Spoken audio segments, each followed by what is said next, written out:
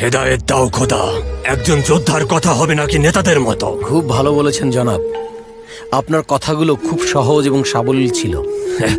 জীবনের সব দিক যদি এত সহজ হতো কোনো কথাই ছিল না। ঠিক বলেছেন, জীবনের সবকিছু সহজভাবে পাওয়া যায় না।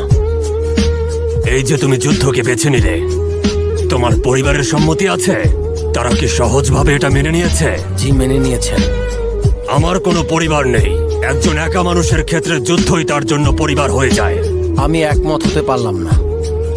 একা হলেও আমাদেরকে একে অপরের দায়ভার নিতে হয়। রক্তের বন্ধন না হলেও আমরা সবাইকে রক্ষা করি। তোমার কথাতেই বোঝা যায় যে তুমি জুবায়েরের পুত্র। ছেলে হিসেবে তুমি ভালোই। তোমার মতো ছেলেদের উপরে আমাদের ভবিষ্যৎ নির্ভর করছে।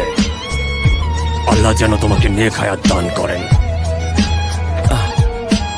নিজেকে নিয়ে আমার এতটা আত্মবিশ্বাস নেই যতটা আপনার আছে।